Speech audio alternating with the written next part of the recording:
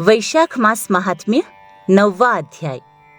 मिथिला नरेश ने पूछा, हे ब्रह्मन, कामदेव के जल जाने के बाद उसकी उत्पत्ति कैसे हुई? यह सुनकर श्रुतदेव स्वामी कार्तिक के जन्म की कथा कहने लगे, जिसके सुनने से पाप नष्ट हो जाते हैं, यश और पुत्र मिलते हैं तथा सब रोग नाश होते हैं। जब महादेव जी ने कामदेव को भस्म कर दिया, तब उनकी स्त्री रति मूर्छित हो गई और फिर चेत होने पर अनेक प्रकार से विलाप कर शरीर त्याग करने लगी और अंतिम क्रिया करने के लिए बसंत को बुलाया। बसंत ने आकर रति को समझाया कि आत्मघात करना धर्म का हेतु नहीं है, लेकिन रति के न मानने पर बसंत ने नदी के तट पर चिता बनाई और रति गंगा में स्नान कर संपूर्ण क्रियाकर्म से निश्चिंत होकर सब इंद्रियों को रोककर और मन को आत्मा में लीन कर चिता पर चढ़ने को उद्यत हुई। तब आकाशवाणी हुई कि हे कल्याणी, हे पति में अत्यंत प्रेम रखने वाली, तू चिता में प्रवेश मत कर। तेरा पति महादेव जी के प्रसाद से तथा यदुवंशी कृष्ण भगवान से पुनः पैदा होगा। ऐसे क्रम से 2 जन्म होंगे। तब दूसरे जन्म में श्री कृष्ण से रुक्मिणी के गर्भ से तेरा पति होगा। उसका नाम प्रद्युम्न होगा। तू ब्रह्मा के शाप से शंकर के घर में निवास करेगी। वही प्रद्युम्न नाम के तेरे पति से तेरा मिलन होगा। ऐसा कहकर आकाशवाणी समाप्त हो गई। तब रति ने चिता में प्रवेश नहीं किया। फिर सब देवताओं ने रति को वरदान देकर उसको शांत किया और कहा कि हे कामप्रिय, अब तेरा पति अनंग कहलाएगा और अंग वाले की तरह मरा हुआ भी दिखाई देगा। पूर्व कल्प में तेरा पति सुंदर नाम का राजा था। उस जन्म में तू ही उसकी पत्नी रजसंकरकारिणी हुई थी। इसी से तेरी यह दशा हुई है। अब तू वैशाख मास में प्रातःकाल मंदाकिनी नदी में स्नान कर मधुसूदन भगवान का पूजन कर और उनकी दिव्य कथा सुनकर अशून्य शयन नाम का व्रत आरंभ कर। ऐसा करने से तेरा पति तुझे अवश्य मिल जाएगा, इसमें संदेह नहीं। रति को ऐसा वर देकर सब देवता अपने अपने स्थान को चले गए और रति भी क्लेश से निवृत्त हो गई।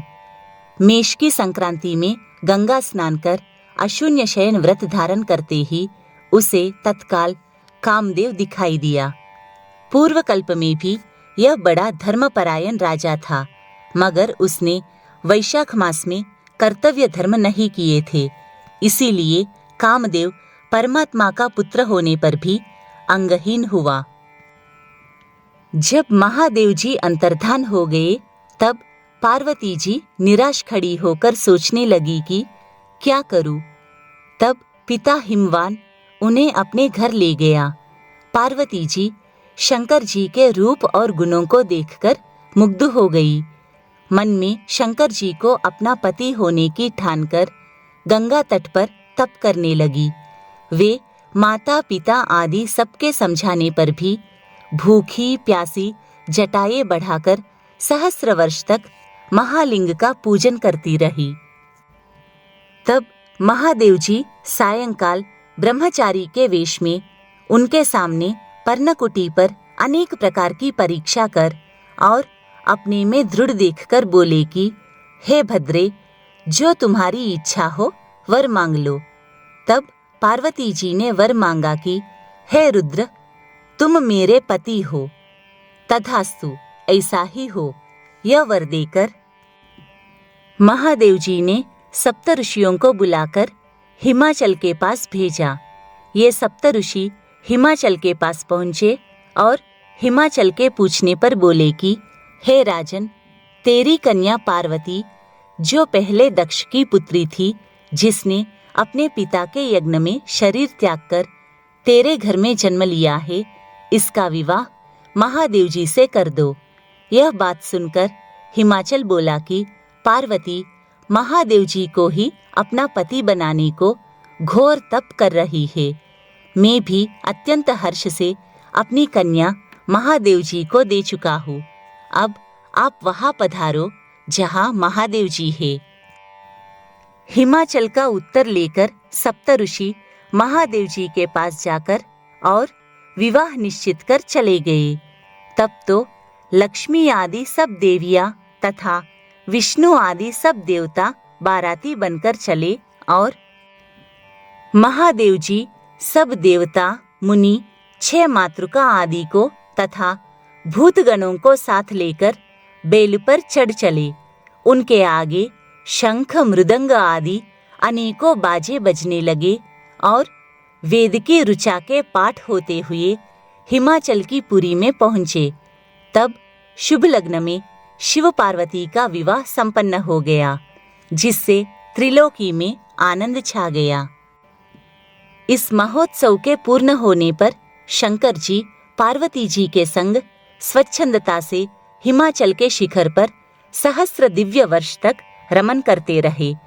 महादेव जी द्वारा पार्वती जी के साथ नित्य प्रति रमन करने पर भी गर्भ स्थिति न हुई तो देवताओं को घोर चिंता उत्पन्न हुई कि हमारे कार्य की सिद्धि कठिन है। तब खूब विचार कर अग्नि को बुलाकर उसका अत्यंत सम्मान कर जहाँ महादेव जी रमन कर रहे थे वहां भेजा और कहा कि जब महादेव जी रमन कर चुके तब तू प्रकट होकर उनके सम्मुख चले जाना, जिससे वह पुनः रमन न करे, क्योंकि तुझे देखकर पार्वती जी लज्जा के मारे वहां से हट जाएगी। तब तू शिष्य होकर कामारी शिवजी से प्रश्न कर बहुत सा समय लगा देना।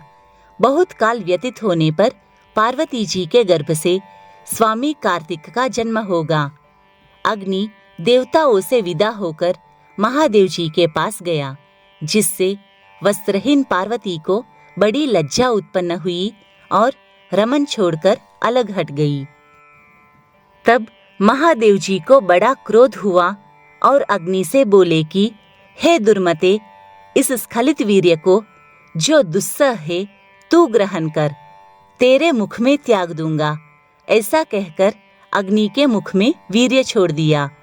उस प्रचंड वीर्य के उदर में प्रवेश होने से अग्नि ने दुखित होकर स्वर्गलोक में देवताओं के पास जाकर सब वृत्तांत कहा, जिससे देवताओं को वीर्य के स्थित हो जाने से हर्ष हुआ, परंतु प्रसव कैसे होगा इसका अत्यंत दुख हुआ।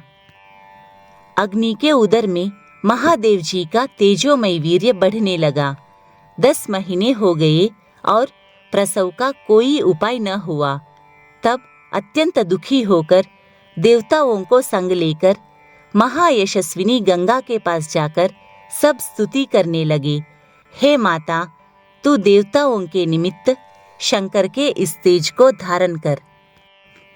जो अग्नि के प्रसव बढ़ रहा है वह स्त्री न होने से प्रसव नहीं होता है, हमारी रक्षा कर। ऐसी प्रार्थना करने पर गंगा ने कहा, तथास्तु। तब देवताओं के कहने से अग्नि ने गर्भमोचन मंत्र से गर्भ का आकर्षण कर शंकर जी के तेज को गंगा जी में छोड़ दिया। यह तेज बड़ा दीप्तिमान और लोकों में असहनीय था।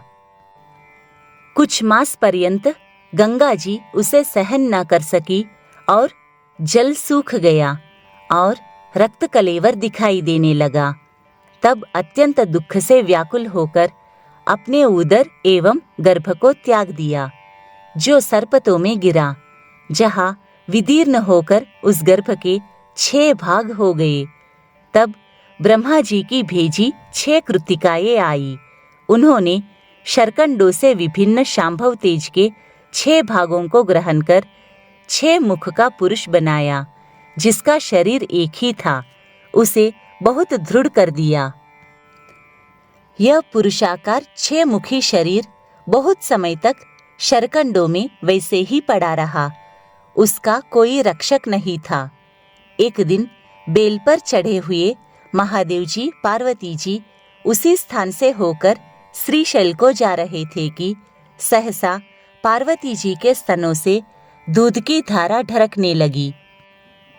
तब विस्मित होकर पार्वती जी ने महादेव जी से अकस्मात स्तनों से दूध बहने का कारण पूछा।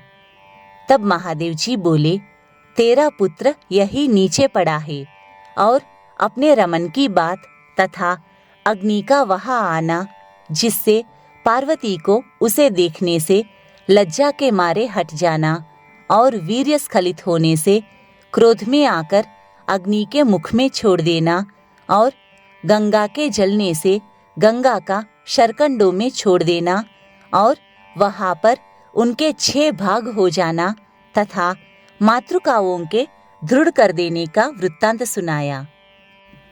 फिर कहा कि उसकी आकृति पुरुष की सी हो गई है, उसी को देखकर तेरे स्तनों में से दूध टपकने लगा है। इसका पराक्रम विष्णु के समान होगा। तू इसका पालन पोषण कर, यही तेरा औरस पुत्र है, इसे उठाकर ले चल।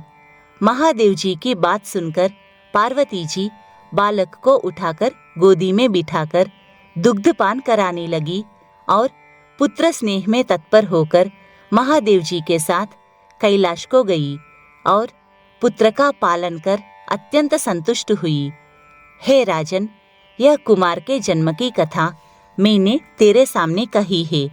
इसे नित्य प्रति सुनने से पुत्र पौत्रादि की वृद्धि होती है। इसलिए वैशाख मास में धर्म करने से स्त्रियों का विधवा योग मिट जाता है तथा अत्यंत पुण्य होता है। इसी के प्रभाव से अनंग कामदेव भी सांग हो गया।